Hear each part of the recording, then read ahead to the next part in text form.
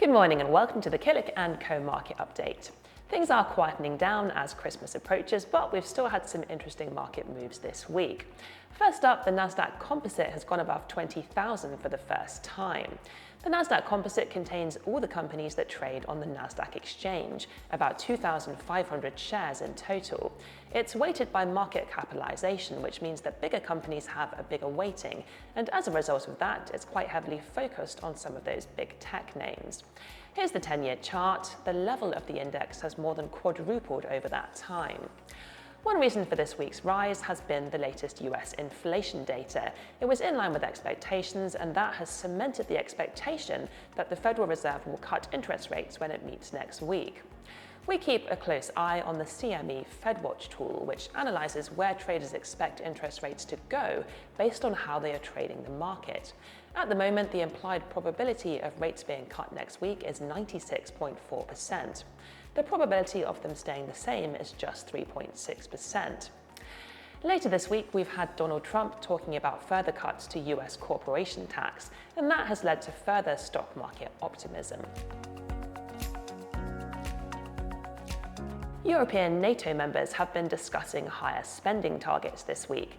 At the moment, NATO members are supposed to spend 2% of their GDP on defence. And this year, it is expected that 23 of the 32 members will reach this target, with several large economies such as Canada, Spain, and Italy expected to miss it.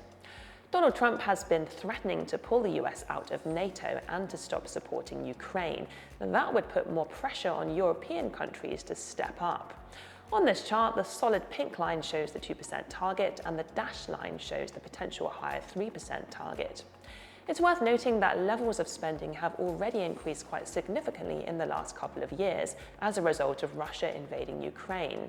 This chart shows 2014 spending in the grey compared to 2024 spending in the green. The vast majority of NATO members were well below the target in 2014. The increase in spending in recent years has been good news for the shares of defence companies. Here's BAE Systems as an example. The shares have more than doubled since 2022. Do give us a call for more on our thoughts on defence companies.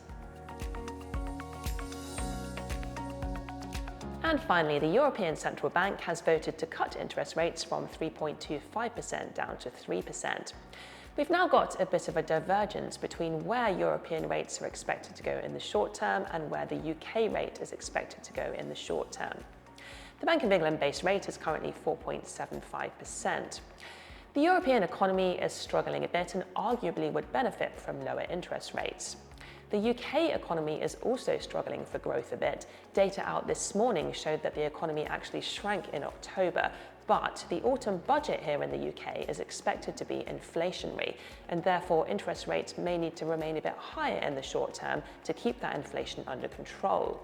The result of these diverging interest rate expectations is that the pound has strengthened in relation to the euro. Here's the 10-year chart.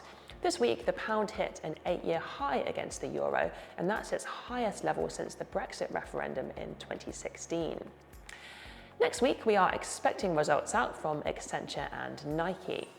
This is our last market update video of 2024, so we wish you a happy Christmas and New Year, and we look forward to seeing you in 2025.